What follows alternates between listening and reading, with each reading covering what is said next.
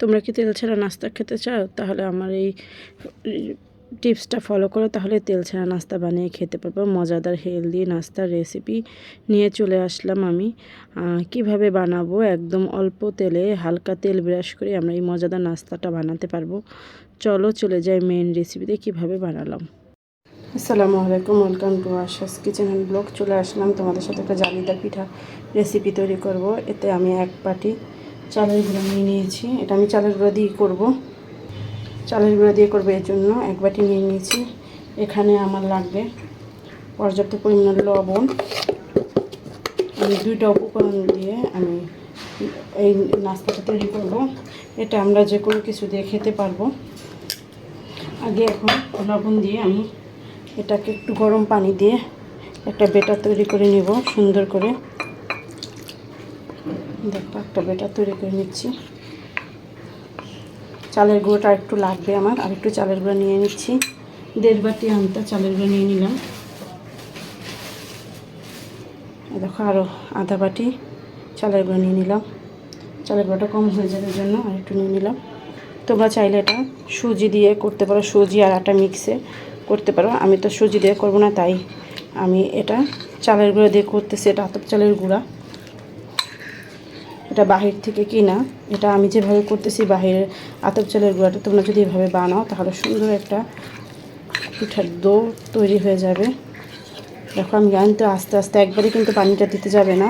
একবারে পানিটা দিতে গেলে হয়তো তোমার আন্তাজটা উল্টাপাল্টা হয়ে যেতে পারে। তাই অল্প অল্প করে আমি যেভাবে বানাচ্ছি ঠিক এভাবে দেখে দেখে যদি বানাও তাহলে একদম পারফেক্টভাবে একটা ডো তৈরি হয়ে যাবে। আর মজাদার এই জালি পিঠার রেসিপিটা সুন্দর মতন হয়ে যাবে। হ্যাঁ দেখো, এখন আর একটু গরম পানি দিব সাথে। এটা কিন্তু আমি গরম পানি ইউজ করতেছি, তোমরা ঠান্ডা পানি ইউজ করতে যাবে না, গরম পানি ইউজ করবে, তাহলে ভালো হবে জিনিসটা। দেখো অনেকটা কিন্তু আমার পিঠার ডো রেডি হয়ে গেছে। এখন আমি এটার যে সাথে একটা জিনিস অ্যাড করব, সেটা হলো একটু ইস্ট ব্যবহার করব। এটা আমরা গরুর মাংসর সাথে বা নাস্তার রুটিতে আমরা এই জিনিসটা করে খেতে পারবো। দেখো কত সুন্দর হয়েছে, দেখতে কিন্তু দারুণ লাগতেছে। এখন আর আমার পানির দরকার হবে না।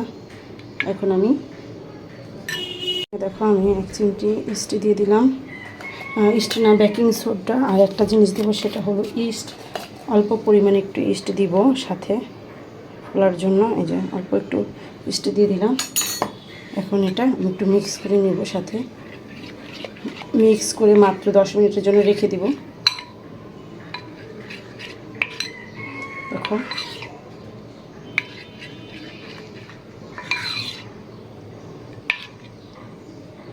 দেখো কত সুন্দর হয়েছে। এটা এখন আমি 10 মিনিটের জন্য ঢেকে রেখে দিব। আমার ডোটা একদম রেডি। চলে যাব ভাজতে। দেখো যত সুন্দর করে মিক্স করবো অত ভালো হবে জিনিসটা।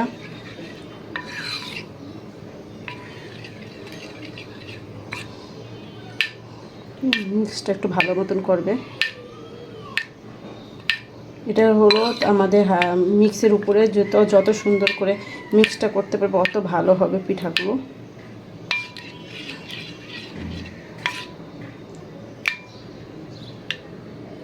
হয়ে গেল, এখন এটা রেখে দিব 10 মিনিটের জন্য। তাওয়াটা গরম করে ফেললাম। এখন একটু তেল ব্রাশ করে দেব। তেলটা অবশ্যই ব্রাশ করবে, একদম হালকা তেলে মজাদার এই পিঠাটা একবার হলো ট্রাই করবে। আমি যেভাবে করছি এভাবে একটু বেটারটা 10 মিনিটের জন্য রেস্টে রেখে দিয়েছিলাম। যখন আমরা এই বেটারটা চুলার ভিতরে দিব তখন আমরা একটু নেড়ে চেড়ে নিব, না হয় নিচে জমাট বেঁধে থাকতে পারে। যতবারই দিব অতবারই নেড়ে চেড়ে সুন্দর করে এভাবে সুন্দর করে ফেটিয়ে তারপরে আমরা এই ডোটা দিয়ে দিব। দেখেছো কীভাবে করলাম? ঠিক আমি যেভাবে করছি এভাবেই করে নিবে। কড়াইটা কিন্তু গরম হয়ে গেছে।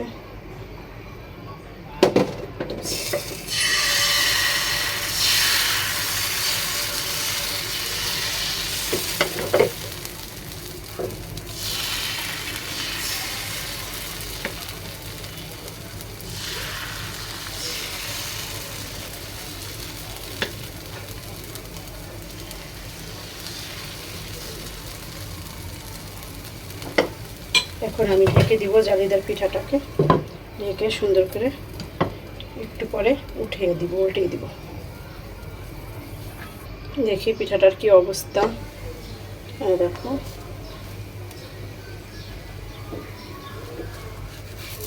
এখন একটু উল্টিয়ে দিব, এভাবে উল্টে একটু রাখবো, তারপর বর্ডার করে নিব। দেখো হয়ে গেল জালিদার রোল পিঠা। এখন এইভাবে রোল করে নেব। দেখো এভাবে করে প্রত্যেকটা পিঠা বানিয়ে নেব।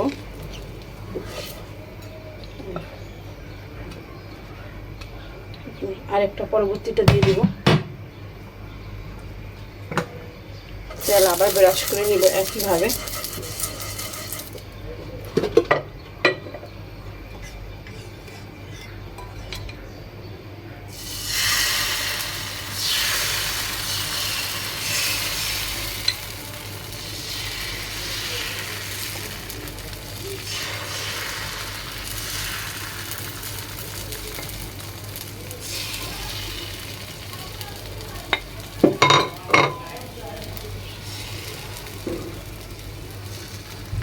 এখন আবার ঢেকে দিব পিঠাটা।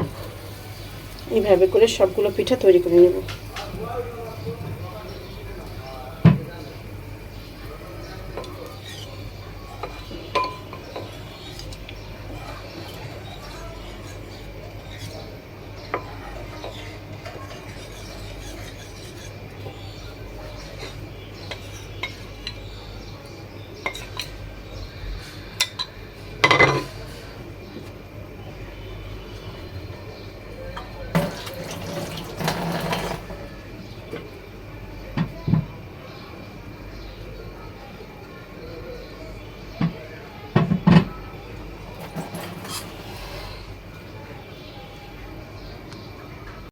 দেখি পিঠাটার কি অবস্থা। এখন একইভাবে এই পিঠাটাকে উল্টিয়ে দেব। আগে যেভাবে উল্টাইছি এভাবে উল্টাই দেব।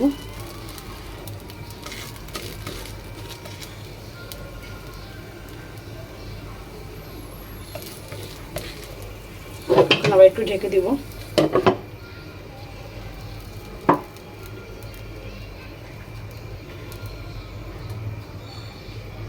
এখন পিঠাটা ভাঁজ দিয়ে নিব।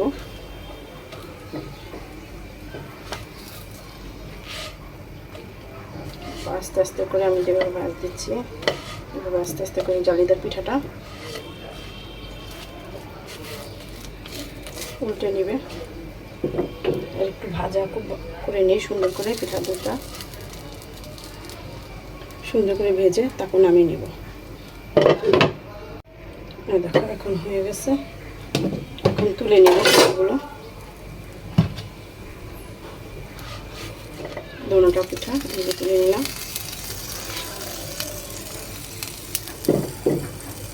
এখন একইভাবে আরও একটা দিয়ে দিব, তেল ব্রাশ করে। তেলটা কিন্তু ব্রাশ অবশ্যই করবে, না হয় কিন্তু লেগে যেতে পারে।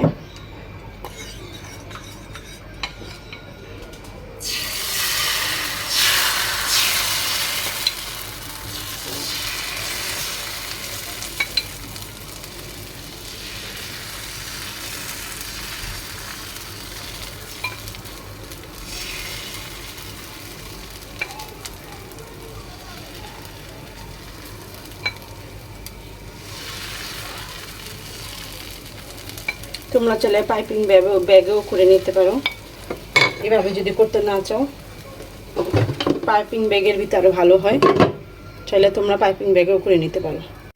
দেখো হয়ে গেল অসংখ্য ছিদ্রযুক্ত জালিদার পিঠার রোল বানিয়ে ফেললাম। তোমরা চাইলে আমার মতন এইভাবে বানিয়ে নিতে পারো। সবাই ভালো থাকবে, সুস্থ থাকবে। আসসালামু আলাইকুম, আল্লাহ হাফেজ। আজকে পর্যন্ত।